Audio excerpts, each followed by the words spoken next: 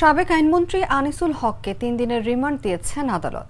বুধবার বেলা 11টায় নারায়ণগঞ্জের senior judicial magistrate Mohammad নূর Mohseni আদেশ দেন। বৈষম্য বিরোধী ছাত্র জনতার আন্দোলনে আশিক মিয়া নিহতের ঘটনায় নারায়ণগঞ্জের সোনারগাঁ থানায় দায়ের করা মামলায় তাকে এই রিমান্ড দেওয়া হয়। কোর্ট পুলিশ পরিদর্শক মোহাম্মদ কাইয়ুম খান বিষয়টি নিশ্চিত করেন। তিনি বলেন, নারায়ণগঞ্জের সোনারগাঁ থানার আশিক মিয়া হত্যা মামলায় আনিসুল হককে 5 দিনের রিমান্ড চেয়ে আদালতে ওঠানো হয়েছিল। আদালত উভয় পক্ষের শুনানি শেষে 3 দিনের রিমান্ড মঞ্জুর করেছেন।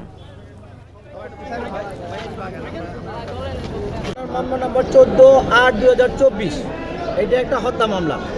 এই মামলায় আজকে সাবেক আইনমন্ত্রী আনিসুল হক সাহেবকে গ্রেপ্তার দেখানো সহ 5 দিনের রিমান্ডের প্রার্থনা করে বিজ্ঞ আদালত উভয় পক্ষের শুনানি অন্তে এই আসামিকে 3 দিনের রিমান্ডের প্রার্থনা মঞ্জুর করেছেন। এইখানে উল্লেখ করার মতো একটা বিষয় হলো যে এই মামলার বাদী হলেন কুলসুম বেগম।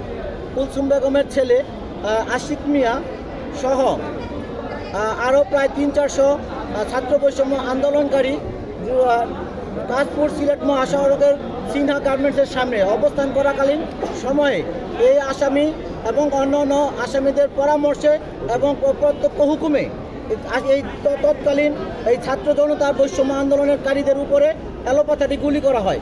এই গুলির মধ্যে থেকে আশিকের বুকে গুলি লাগে এবং আশিক ঘটনাস্থলেই লুটাইয়া পড়ে। এই আশিক ছাড়াও তখন প্রায় আরও 15 থেকে 20 জন গুলি।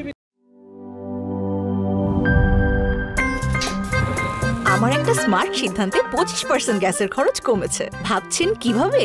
সাধারণ গ্যাস স্টোভ বদলে আমি এনেছি আরএফএল গ্যাস স্টোভ। এর সাইন্টিফিক নজল ও ব্রাস বার্নার ক্যাপ সমানভাবে তাপ ছড়িয়ে রান্না করে দ্রুত, তাই গ্যাসও বাঁচায় 25%, টাকাও বাঁচে 25%। আরএফএল গ্যাস স্টোভ নিরাপদ ও গ্যাস সাশ্রয়ী।